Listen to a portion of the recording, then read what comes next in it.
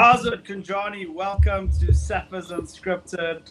Don't you just love seeing our faces on an early Monday morning? Because we had some exciting rugby that we would love to talk about. The URC round 16. Gentlemen, what do we think? Did we get our predictions right, or did we get our predictions right? Full house, baby. Full house. But I have never felt so almost disappointed with getting the correct results and seeing your team win. If you look at the performances as a whole, and we'll break it down, wow, it was an up and down weekend for us. Brevan? Yeah, apologies. I am struggling on the struggle train. I clearly don't have a good immune system, but I'm trying my best. But yeah, I think South African teams, other than the Lions, I think there's some work to do. Obviously, some good things we saw. But like we can get into the games later on. But like Bulls, there's some stuff we need to chat about there. Stormers, there's some stuff we need to chat about there. And Sharks, goodness gracious, there's stuff we need to chat about there as well. So let's just simply start chatting about these teams. Yeah. Well, you have to start off, obviously, with Friday night's game. I was so excited for this game, seeing a full-strength Stormers team, because at the start of the season, we said, listen, we are dropping points and stuff because we don't have our full-strength team traveling and stuff. But this time, it was a full-strength team, everyone except for Damian Willemse. And we had almost a polar opposite performance of the Bulls. Where they dropped off, we picked up, and where they shined, we did nothing. That first 60 minutes, Brent, I don't know. I know you played rugby, but you probably watched the game back, or at least the highlights and stuff, right? That was absolutely embarrassing. That I don't even know how to put it in words. I was watching it with my father, and I've never sworn so much at a TV in my life. It was despicable, absolutely despicable. If you look at one of their tries, we have a 5-meter line out from their try line. Mistake at the line out, they win the ball, kick it to about 60 meters out, right? Our line out. We have a forward pass in that line out. They get the scrum. They win the scrum penalty, kick it into our 22, score from there. So from a 5-meter line out for us, we conceded tries. And it was mistakes after mistakes after mistakes. Ridiculous. I'll speak about the positives in a bit. But Brett, what was your thoughts? Yeah, so obviously, you know, I was on the field the same time the Stormers were playing, but at halftime, when we were walking to my coach to have a halftime chat, one of my teammates or club mates that play in a lower team came up, walked past me and said to me, haha, your Stormers are busy losing. So I'm assuming they were down at halftime, which I'm not aware of because the highlights I watched was only that quick 6-minute highlight. So then that sparked something in me because I played well. But the highlights I watched that looked very good. I can only comment on the second half. There I watched a bit more in depth. Sasha, Feinberg, Ngoma Zulu, what a lad. He was on for 5 minutes and scored 2 tries. Ridiculous. Absolutely. Griffin, did you watch the game?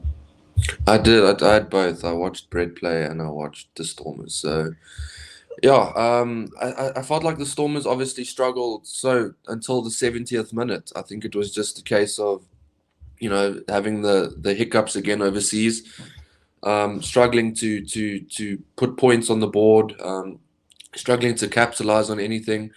But I think, like you said, when the Bulls switched off in their game, the Stormers turned up in theirs. And at the end of the day, you got what you needed. You got your 5 points, and that's obviously the benefit. But the minute you start playing more serious sides, you're not going to be able to do that in the last 10 minutes for that matter. So yeah, but like it's so cool to also see like a youngster like Sasha come on and kind of be the hero in a sense. And I saw a journalist, Mark Cohn, he basically came out and said that, you know, the best gift a coach can give Sasha at the moment is patience. Because, you know, with so many youngsters, so many people around the world, whichever country they play for, they put so much pressure on these youngsters and it actually backfires. But like we saw with Damian Willemse, for that matter, you know, he got his test in 2018, but he didn't play often.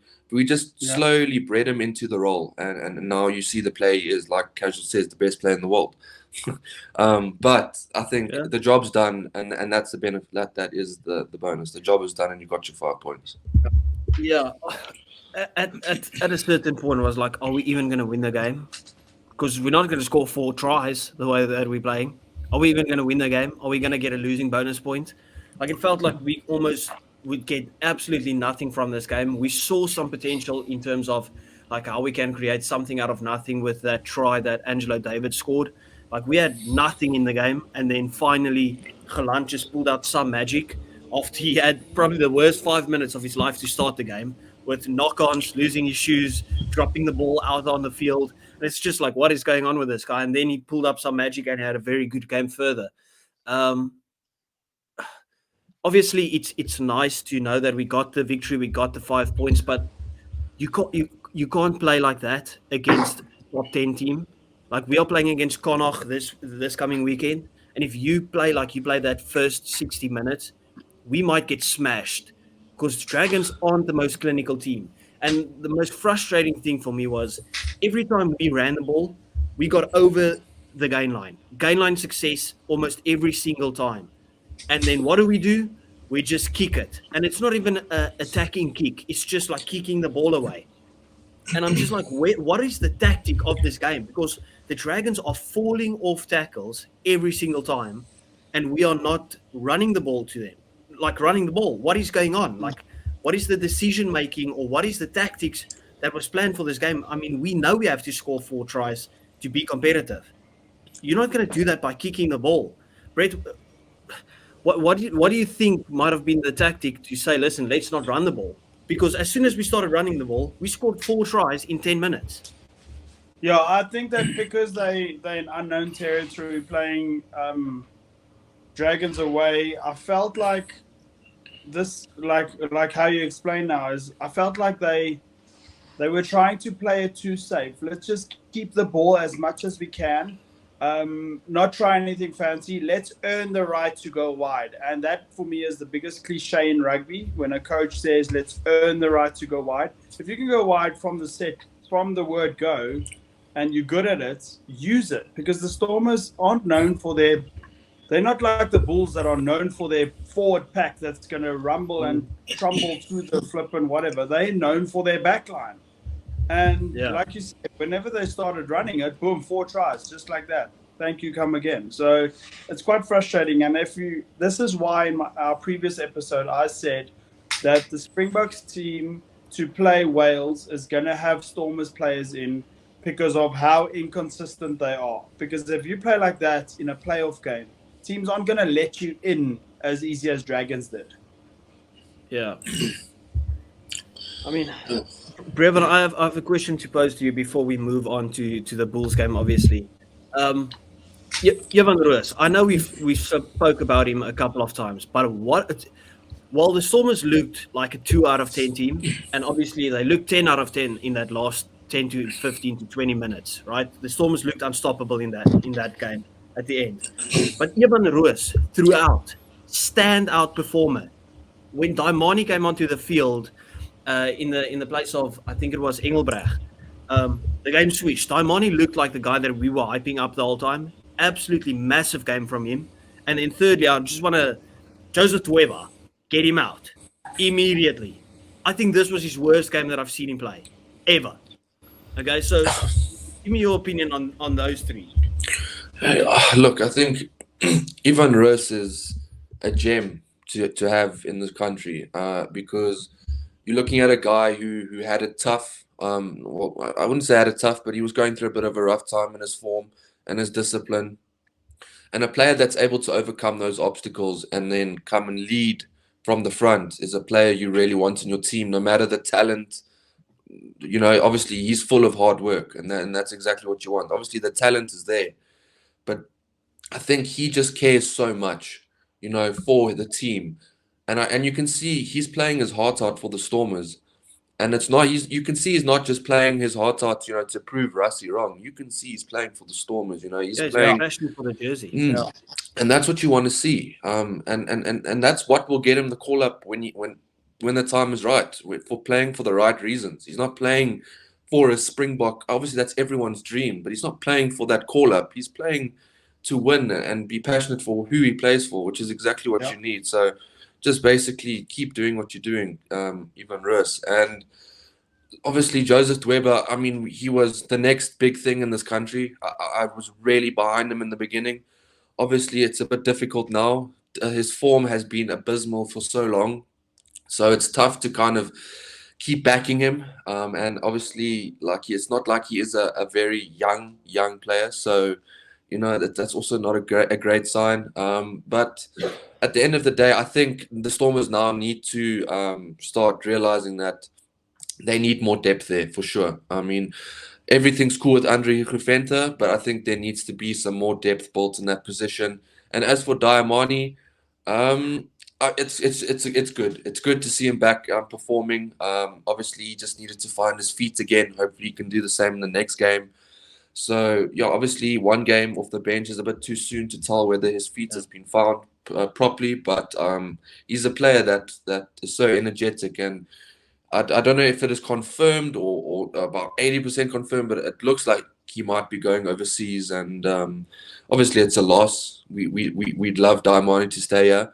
But I think that style, I mean, the Stormers rugby is perfect for him, like it is. But maybe also going overseas, he can express himself the way he wants, you know. So, yeah, I think he just needs to keep working hard in the Stormers jersey. Even though it was just an appearance off the bench and was against the Dragons, it's still good to see him show some care for the jersey, you know what I mean? In terms of, it really looked like when he got onto the field, he wanted that victory. He fought to get that victory. He wants to be in the starting lineup, in the playoff games and stuff like that. Brevin looks like he's dying. Anyway, Brett, did you have the opportunity to watch the Bulls Glasgow game? Yes, I did indeed. Just before I carry on there, I just want to also mention that in the week there was an article that said Joseph Dweba is back in the limelight or in the spotlight for Rassie Erasmus to go forward as the Springbok hooker. And after that performance, wow, I think he's just kept himself out of the team. But maybe he turns it around against Connacht. But anyway, yes, Glasgow Warriors versus the Bulls. So I was lying on the couch. I fell asleep 5 minutes into the game. Woke up 35 minutes into the game. And I saw, oh my goodness, the Bulls are absolutely obliterating the Glasgow Warriors. And then I fell asleep again. And then I woke up again with, I think, 15 minutes left to play. And what a comeback. What a comeback. I'm shocked that the Bulls won that game, considering if there was five more minutes, they would have lost that game, guaranteed. It was emotional roller coaster. I had to watch the game again on highlights just to make sure I wasn't watching two different games. Yeah, I mean, like, you can't be doing this at a professional level. It's like basic coaching 101. Like, I mean, it's such a cliche when we play rugby. I don't know if it also happens in your team, Brett, but like, it doesn't matter if you're like 50-0 up. You know, you remind the Oaks it's 0-0. Like, that's how we play. You know, you can't come here and think, oh no, we have it in the bag, and then just throw it away like that, because now we've given Glasgow 2 points. It's almost like they walked away from this game with a draw, and like you predicted, because technically they've got 2 points. That's a draw. It's mind blowing, and it's just like you'd think the altitude would help the Bulls. We looked flat. We looked so flat, and the Glasgow Warriors were like, geez, China, was this really what altitude is supposed to feel like? And they just came and, you know, they came and absolutely rampaged past us. So obviously, look, we get 5 points, but we technically only gained 3 on the Glasgow Warriors. So now our hopes of like a home semi, I mean, a home quarterfinal is looking likely at this point. But a home semi now, on the other hand, it's not looking very likely. And I'm going to admit, the Bulls don't travel fantastically, especially to the highest, the sides at the top of the log. So, you know, it's one of those things where you can't count your chickens before they hatch. You know, you've got to play to the final whistle. Brevin, it kind of felt right like the Bulls forgot they're playing against a team that's at the top of the log. They're on top of the log for a reason. Glasgow has always had that never say die attitude. And the way that they approached those last 15 minutes was kind of, they saw, listen, these boys think it's over and done with. And they just stepped up a gear because they looked flat. Glasgow as well. After that first half, I think the commentators even mentioned it and said, listen, they look like they're being blown out of the water, which was fair, right? Because the scoreline even reflected that. But then all of a sudden, they just pushed the gear up and said, listen, you guys think this game is over and done with. And I agree with Brett. If there was 5 more minutes, they would have won that game.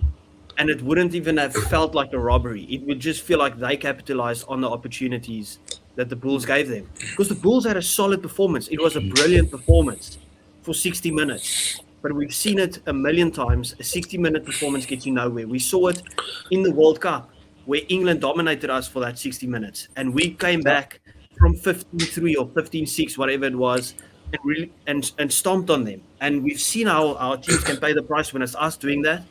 But that nearly cost the Bulls. And obviously they'll get massive confidence from it going into the playoffs and stuff. But that has to be a wake-up call for Jake in terms of who's he going to bring from the bench now. Yeah, but this is the thing. That's what I want to talk about. Is I've noticed when the team news comes out for the Bulls every week we play, right? I look at the starting 15 and I think, damn, that's a good starting 15. Like it's a really, really like this week starting 15, phenomenal starting 15. I love it. But I look to the bench and I almost like I see Johan Grobler, and that's it. Like the rest are not. They're not what I would expect from a Bulls player. Like, I think the depth on the bench for the Bulls is abysmal. Like, I don't know how to explain it. And it's just one of those things where, we're going to have to switch on. And I've seen a few people in the comments of other reviews of the game on different social medias. And they all say, like the depth is not great. And the props coming off the bench, not great. And it's almost just like we playing with the starting 15 and that's it. And when the bench comes on, it's almost like flip. I hope we did enough damage to hold this off. So there's massive work to be done for sure. Yeah. So on that point, what I also noticed when your bench came on, the lack of discipline from your bench. I think that was in the last 15 minutes, your bench players, reserve players, gave away 5 penalties. How on earth you coming on there to steer a ship home and then you go and take a hammer and beat holes into the ship so you can sink? Can you imagine that? That was a good point. I actually forgot to raise it, that your bench was your downfall, and that's not what you want as a thing. But also, I just want to give a little credit where credit's due. Franco Smith, what a man. This oak is coaching Glasgow Warriors. He's obviously coached Italy. The man's he's on the rise as one of the better coaches in the world at the moment. Not gonna lie. Yeah. Facts. Okay, ready to move on to the big boy, Sharks. I went on a rant about the Sharks, and I say to you guys, they are gonna lose this game. They set out their strongest team. Possibly their strongest team, and absolutely they choked. There's no other way to explain to say this. They choked. I called it a win for Benetton by 3 points. Benetton won this game by 1 point, and deservingly, probably yes. What did the Sharks do? How do you put up a performance like that in front of your own crowd after you've just made the final in the other cup? Like, I can excuse a lot, but that was embarrassing. Yeah, I have a very, my brain almost broke while watching that game, because this is what got me the most. So at the end of the game, after the Sharks obviously lost the game, the man of the match of the game was Apelela Fassi. So I watched him. He must have missed about 8 tackles. Yes, he caught 2 high balls, which is great, and he ran around the outside, which he was meant to do. That's his job. But then they pass the ball to him. It goes straight through his hands. They almost score off it in their own in goal.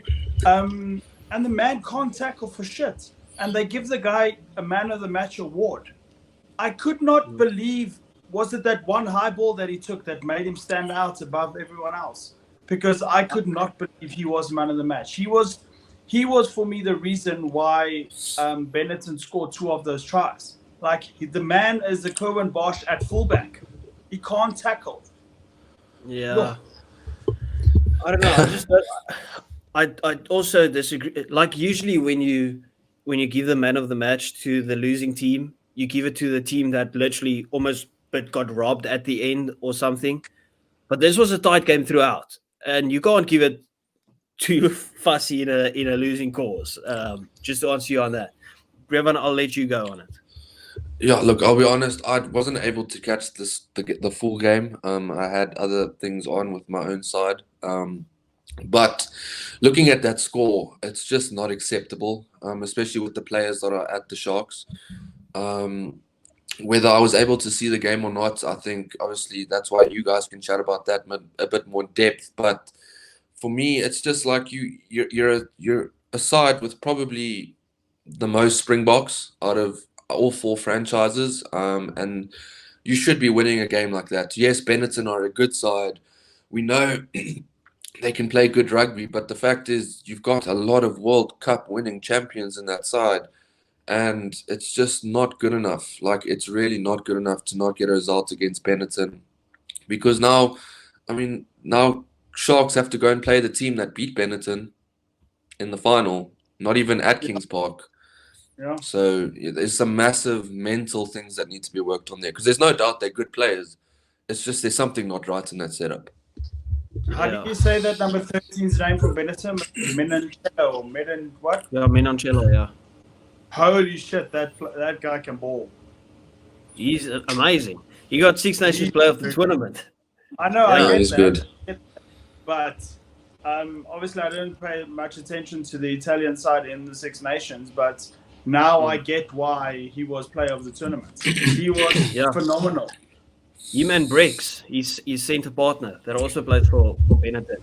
And talking about those 2 centres, boys, we have to have a serious discussion. What is going on with Lucanio Arm? I've never seen him miss as many tackles. Looks so uncoordinated on the field. I love Lucanio Arm. Don't get me wrong. I don't like the Sharks, but I love Lucanio Arm. And I don't know who I'm watching here. What is he doing? I think Lucanio Am got injured early in the game, and he tried to stick it out because after Eben went off and after Vincent Koch went off, if he also had gone off at that same time, which I think his injury happened the same time as that, I think he was sticking it out so it doesn't look bad, because that would have been 3 Springboks in 5 minutes. And when I saw him struggling there, I thought, I think Lucanio Am is injured. He should go off. And I think he stuck it out longer than he should have. When he did go off, he was happy to. Possibly, but it's not just the one game. He's been struggling a while now. I mean, there's a couple of games we've watched, and we've always said he's like the mastermind when it comes to defensive. When it comes to the defense, he reads the game so well. When he gets the ball, he's so cool, calm, and collected. We're just not getting that. It feels like we've seen some crazy passes from him. We've seen missed tackles, just like amateur errors that we haven't seen from Lucanio Arm in a long time. And I'll ask Brevin this. Do you think that is because the whole Sharks setup is a bit low on confidence? But then saying that, they're in the final of the Challenge Cup, so they can't be too low on confidence. So I'm just so confused. I think it's a very deep issue within the club. I think there's something going on that we probably don't know about. There's some things there that maybe players aren't happy for some reason. And it is a thing of confidence, right? I mean, any player will go through this, and especially when it spreads throughout the whole side, and this is the worst because I've been a part of this before as well. When low confidence and negativity spreads throughout the side, it can be really toxic, and it takes a very, very championship side to get through it. And like you said, they are in the final of the Challenge Cup, and that is a positive, but it doesn't. I mean, obviously, winning it is what matters. I mean, getting to the final and we're not winning it is a disaster, in my opinion. but like they still see them where they are in the URC log and think, boys, like this isn't good enough. Like regardless of you winning a Challenge Cup, it's still not good enough where they've placed in the league, which is a more fair reflection in the sense of how they've been throughout the whole season. So it is the thing of low confidence. But also just have one question, because I didn't watch the whole game. Eben Etzebeth, did he go off because of injury?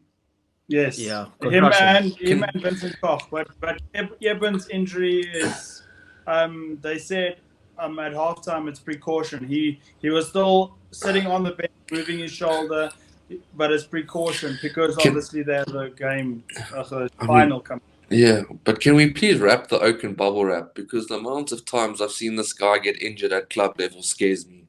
Like it really, we cannot afford to not have that guy in that Ireland series. Otherwise, it's a big positive for Ireland. So please just look after Eben. Like doctors at the Sharks, please guys, just do your best.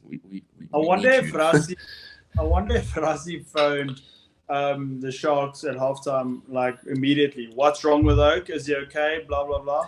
Because they were very chilled about it. They said it's precaution. Vincent Koch's knee injury looks a bit more. His ankle injury looks a little bit more serious, which is a problem for me because we need that Oak to start against Wales. But anyway, it is what it is. Every time Vincent looks like he's about to start, he doesn't start. Like, what was the game that he was supposed to start? Was it against the All Blacks? No, I think it was. I think it was Scotland. Tonga or no, it was Tonga or Romania. Yeah. I think he was supposed to start in one of those games. He was supposed to start and got injured right before it. Ridiculous. Man. And it was Rugby heritage in like years. It's rugby heritage because in 2019, same to him, and the same thing happened to Bongi in the final. So correct. How it's meant to be. Damn. Showing you boys, rugby heritage that exists. Okay, final South African game, Lions Cardiff. I didn't really watch the game, to be fair. I just watched, same as Brett just did that 6-minute highlight thing. Good win, massive win for the Lions. As we said, the best thing the Lions can do is just take as many points as they possibly can. And from the start of the game, they were expected to take 5 points. It's a bit tougher next weekend against Glasgow. See if they can get a losing bonus point at least with, let's say, 4 tries. There's 4 tries on offer for them. The way that they attack, they can get 2 points from that game. It would be minimum absolutely amazing. And then obviously they have the Stormers. But that is a massive victory for them. They'll probably be hating the Sharks because all of our South African teams can help each other out over here at the moment. And the Sharks losing is massive because Benetton now stays ahead of them where they could have just surpassed Benetton. Brett, did you watch the game? Did you follow it? Yes, I watched the whole game. And I was rooting for the Lions, but I was also rooting for Tinus de Beer. And they obviously saw Tinus de Beer as a threat because the amount of pressure they put on this Oak in the first 10 minutes was uncanny. Like he missed the shot at goal, a very easy shot at goal. He kicked out on the full. This all happened within the first 5 minutes of the game. Tinus de Beer did not want to be on that field at that moment. And then obviously later in the game, he came back to sorts and stuff like that. But yeah, it was the Lions did their homework. They knew where the strengths of Cardiff are, and they played to dismantle the Cardiff strengths, and it worked out very well for them. That was a very well-rounded Lions performance. They can be very happy with themselves. Yeah, that Lions performance was great. I knew that they had something up their sleeve, and they definitely did. So yeah, I think it all comes down to the Sharks just not helping the Lions in this case, because like you said, Lions go up to 9th and cheaper. Sorry, gents, I had something next to it. Just carry on. I've got people talking now. My apologies. No worries. At But least crazy. we call unscripted. At least we Exactly. Yeah, exactly. But I'm happy for the Lions, because as we've mentioned before, they are kind of like the team that we all support without supporting them, if you know what I mean. So a massive victory for them. We've spoken about Cardiff not losing So by much. just for an explanation, we stay in a block of apartments, and the doors are quite thin. Neighbors always come home late. Didn't expect that. Don't cut anything. Tell us what you think about the Lions. Oh, the Lions. Look, the Lions obviously great side. They did fantastically well. Like you said, they put pressure on Tennis de Beer early. That set the tone. And Lions obviously, like, they needed this win. They needed the 5 points. And like Casual said, the Sharks obviously didn't help them out in that matter. So now Lions just have to keep on winning and hope that they can also beat the Stormers as well, because I think one more loss kind of cancels their hopes of getting a playoff position at all. So they kind of have to win every single game from the last 2 games. So yeah, it's one of those things, unfortunately. Yeah. Okay. So let's move on to some of the other teams that played. Zebre, Edinburgh, with almost the exact same performance as the Dragons. As the Stormers. Oh my goodness, I'm flustered as well. Literally shaky start. It looked like they're going to lose against Zebre. Performed a bit better at the end of the first half. They started performing earlier than the Stormers. At the end, got the victory. They got their 5 points, did their job. So that means Edinburgh has now moved to 7th position. They are finally in the playoffs. Obviously, that comes after Connacht lost over the weekend. Do you take a lot of, same with the Stormers, do you take a lot of confidence, Brett, if you like really struggle against the team and then kind of at the end get over the line? Do you take confidence in terms of that is fighting spirit, or do you more look at it at a bad way and say, listen, we should have put them away? No. So it's exactly that. In the moment of time, you're thinking, guys, we could actually lose this game. And the confidence you'll have going into practice will be that fighting attitude that we had now. Let's take it into the first half of the next game. That's the mindset of a rugby player. You don't think we should have given them 80. Like this weekend, my team, we said this team shouldn't even be on the same field as us. And then like that confidence just went out throughout the second half.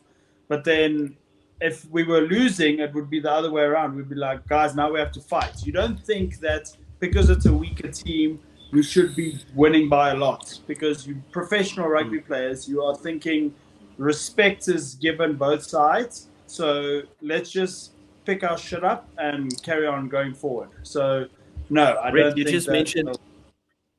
you just mentioned putting 80 on a team that doesn't belong on the same field as you. Did you guys see Saints putting 90 on Gloucester? 90, Yeah. Wow. What the? Second highest score in history. Are the RFU going to go after Gloucester for fielding a side that isn't capable of scoring a point and conceding 90? Because that was Gloucester's A side, correct? No, I think it was. They totally rotated for this team. Oh, rotated. Oh, yeah. Well, for that matter, I mean, I just saw a bunch of things going around the internet, like this nonsense of like giving team fines because they field weaker teams is just diabolical. So it was just a joke. No, but when I watched a bit of that game, I went through the channels and I was watching, and at one stage, I think they were down 80-0, 80-0, and they went for goal. So they're standing there, they 80 zip down, and the captain says, go for goal. They go for goal, and they miss. Oh, I couldn't believe it. It was not meant to be. That game, they should have all retired from that game because they weren't meant to score points. Because missing that kick was a joke. But yeah, funny. Yeah. Okay. Let's move on to the next game. Scarlet Ulster. I'm not even going to talk about. Hey. Relegate Zebre. Yeah. Bring new. A Georgian team. No, but genuinely, I think a playoff, a promotion relegation system, I think is very much needed in all rugby league, or not rugby league, but leagues within the rugby. So I just think you need to give other teams an opportunity, because if Zebre aren't taking the opportunity in this competition, there might be another team that wants it a bit more, and give them the opportunity to fight for it at least. Yeah. Exactly. By the way, I just heard it the other day. I didn't even realize. You know how much harder it is for the Irish and for the South African teams to qualify for the playoffs. Like, we always wonder, why is Edinburgh still up there? Because they have to play Zebre, the likes of Zebre and Benetton, and the Scarlets or whoever twice, where we have to play the Lions, Sharks, and Bulls twice. That is, Yes. I didn't even realize that is literally stealing points. Play Zebre twice, that's 10 points. Easy on the line. They've barely got 10 points. Yeah, Anyway. it's one of those things. Anyway, I'm not talking about the Scarlets and Ulster. Okay, that is bomb fluff. We don't care about that. Well done to Ulster. We said they're going to win this game against Scarlets. They made it look tough, but whatever. Okay, they got 11 points. Irish Derby went exactly as we expected. No, exactly how we expected. Yeah, well, I said Munster's going to smack them, Brevan, and that's what they did. They absolutely obliterated them. This was dominant. We all basically said it was going to be Munster comfortable. Like, it really exactly. was. So it is exactly as expected. Yeah, exactly. I want 1000%. that Munster jersey. That Munster jersey that they played in, I want that jersey. I saw a hot take, right? Obviously, the jersey is fantastic. I think it's a very nice jersey. But I saw a hot take. It was like, some people were saying they think, and the Irish, this is not Safis saying this, because we have no business in this hot take. It was an Irish person that said it, right? They said that Munster, all round, is a better side than Leinster. And I didn't immediately go, no. I was like, it's got a point. At the moment, there's a point to be made there, because Munster is looking very, very good. I think both sides are very good, and a Munster-Leinster game at the moment, I think, would be very, very tight. So, I don't think it's crazy to say that, but obviously Leinster are in the Champions Cup final, great side. We know. I actually agree with it. Like, I think in terms of Leinster look better and they've got the bigger names, but Munster look more mature in their performances. It's less flashy. Just do your job, graft it out, play some good rugby. It's not like they've got these elusive forwards trying to break every tackle by stepping boys or whatever. They don't focus on that. That is so mature. That is the best way to explain it. Brett, you can talk about the game. Sorry. Yeah, actually, I was very, very happy with that month. It felt like I was watching these Oaks are playing test match rugby. It was, like you said, they were more clinical than anybody this whole weekend. It was doing their job, structure, play like you are, like the whole world is watching you, and take your lunchbox and go home. It wasn't even, at no point did I think Munster was going to lose that game. It was, Munster dominated everything. Maybe not on stats, but like from what I saw on TV, it was that's what makes me agree with that comment that Brevan said, that Munster might actually be the best side in Ireland as we speak. Yeah, but like, just please don't kill us for saying that. But they've got a point. Yeah, it's we're not saying that to say Leinster's a bad squad, like, at all. We're just saying it from how we see it. Like, it just looks like Munster's a bit more mature. Anyway, I know for a fact my Wi-Fi is struggling and I'm very pixelated. So I'll let you guys talk about Leinster and Ospreys, and then Brett can take us away. Yeah, look, I think Ospreys could be proud of what because obviously Leinster put out a side with a few familiar faces. Can I just comment on Tad Furlong? Like, we banter the guy sometimes, blah, blah, but you know what? The guy is actually such a cool prop to watch play. Like, the way he just has a few goosies, and, you know, he's quite a flashy prop, and it's actually quite cool to see a prop. I mean, it's quite cool to see a prop like that in today's day and age. So, yeah. But in the game, I think Ospreys can hold their head high, and we weren't expecting them to come here and win.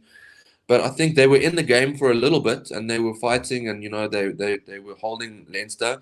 But as we all know, Leinster just have so much quality, and we say this so many times, they're so well structured that they're just able to figure teams out in that sense, and they figured out how Ospreys were, where their strength were, and they just kind of worked around that, and ultimately it just got them what they needed. And I think it's a must. It's a very, I think, anticipated win. I think we all anticipated this to happen. So I think both teams can say we gave it our all and walk away with it happy. I don't think Osprey should let this, make them feel like they're not great, because from what we saw against the Stormers and against Leinster, those two games, I think they can really hold their heads high. Obviously, the Bulls won a bit different, but they can hold their heads high.